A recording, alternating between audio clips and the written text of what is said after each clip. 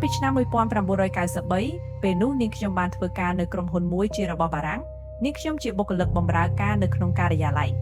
ផ្ទះដែលជាទីស្នាក់ការកណ្ដាលរបស់ក្រុមហ៊ុននោះជាផ្ទះឈើ2ខ្នងមានបរិវេណធំទូលាយព្រមទាំងមានដើមឈើនៅជុំវិញផ្ទះគួរឲ្យចង់រស់នៅជាន់ក្រោមគេបានរៀបចំធ្វើជាការិយាល័យការងារចំណែកជាន់លើធ្វើជាកន្លែងសម្រាក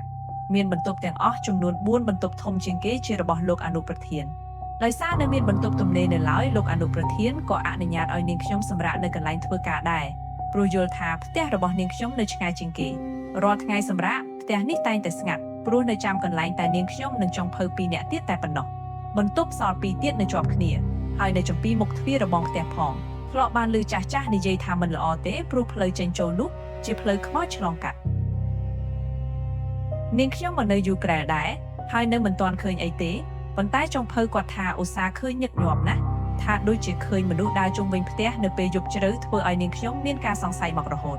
មានថ្ងៃមួយមិត្តភ័ក្តិរបស់នាងខ្ញុំបានឈៀងមកលេងនាងខ្ញុំដោយបបួលនាងខ្ញុំទៅដើរលេងទៅរកញ៉ាំអីនៅខាងក្រៅនិងទម្រាំត្រឡប់មកវិញឃើញថាយប់ជ្រៅគួរសមនាងខ្ញុំបើកបន្ទប់មួយដែលនៅចាប់នឹងបន្ទប់ទឹកឲ្យមិត្តនាងខ្ញុំសម្រាកគិតថាឲ្យងាយស្រួលចេញចូលបន្ទប់ទឹកយើងនាំគ្នាចូលគេងនៅវេលាប្រហែលម៉ោង11យប់តាមធម្មតានាងខ្ញុំមិនដែលមានរឿងអ្វីកើតឡើងទេប៉ុន្តែហេតុការណ៍ដែលនឹកគិតមិនដល់នោះត្រឡប់ជាកើតឡើងជាមួយមិត្តរបស់នាងខ្ញុំទៅវិញមិត្តនាងខ្ញុំនិយាយឲ្យស្ដាប់ថាពេលនាងចូលបន្ទប់ត្រៀមខ្លួននឹងដេកនោះនាងមានអារម្មណ៍ថាដូចជាមានមនុស្សមកសម្លឹងនាងគ្រប់ពេលវេលា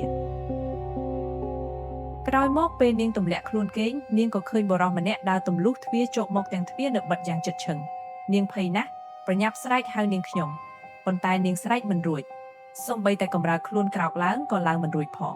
បុរសម្នាក់នោះបានដើរមកនាងនៅគ្រែគេងនៅខាងនោះនាងកំពុងតែដេកផ្ងាបុរសម្នាក់នោះមកអង្គុយក្បែរនាងរួចហើយលូកដៃមកចាប់ក្បាលពោះរបស់នាងព្យាយាមកម្រើខ្លួនគេចេញប៉ុន្តែធ្វើមិនបាននាងបានតែទន្ទិញនមោនៅក្នុងចិត្តតែអាខ្មោចនោះនៅតែសើចនៅក្នុងដើមកបន្ទាប់មកវាបានលូកដៃចូលទៅក្នុងអាវរបស់នាងព្រមទាំងខ្ញាំក្បាលពោះរបស់នាងយ៉ាងសប្បាយមិត្តរបស់នាងខ្ញុំបានត្រឹមតែយំខ្លាចក៏ខ្លាចភ័យក៏ភ័យ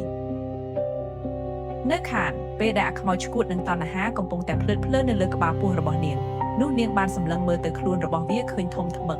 សម្បុរខ្មៅព្រិចព្រមទាំងស្លៀកក្បិនកញ្ចាស់តែមួយគត់អាវក៏អត់មានពាក់នាងគិតក្នុងចិត្តថាមិនដឹងធ្វើយ៉ាងម៉េចល្អទេវាបានអង្អែលដើមទ្រូងរបស់នាងឡើងពេញចិត្តទៅហើយមិនត្រឹមតែប៉ុណ្ណោះវាបានរំកិលដៃរបស់វាចុះមកល្វែងក្រោមរបស់នាងទៀតនាងសម្រេចចិត្តលើកដៃច្រានទ្រូងរបស់វាយ៉ាងខ្លាំងទៅទេចែ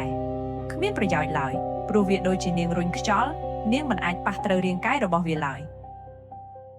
ពេលនោះវាបានទម្លាក់ខ្លួនទ្រពពីលើរាងកាយរបស់នាងណែនស្ទើរដកដង្ហើមមិនចង់រួចចៃដន្យនាងបានឮសំឡេងមនុស្សចូលបន្ទប់ទឹកនាងយកជើងធាក់ជញ្ជាំងខ្លាំងពេញទំហឹងពេលនោះម៉ោងប្រហែល12អាធ្រាត្រនាងខ្ញុំមានអារម្មណ៍ឈឺពោះក៏ចូលទៅក្នុងបន្ទប់ទឹកនាងបានឮសំឡេងនាងធាក់ទ្វារលាន់ក្រាំងនាងខ្ញុំបារម្ភក្រែងនាងមានរឿងអ្វីក៏គោះទ្វារបន្ទប់នាងហៅនាងតិចពេលបានឮសំឡេងគោះទ្វារអាខ្មោចនោះវាក៏បាត់ខ្លួនទៅពេលនាងបានរួចខ្លួនហើយនាងក៏ស្ទុះមកបើកទ្វារយ៉ាងប្រញាប់នាងខ្លាចរញីរញ័រនិយាយដាច់ប្រាប់រឿងរ៉ាវនេះដល់នាងខ្ញុំ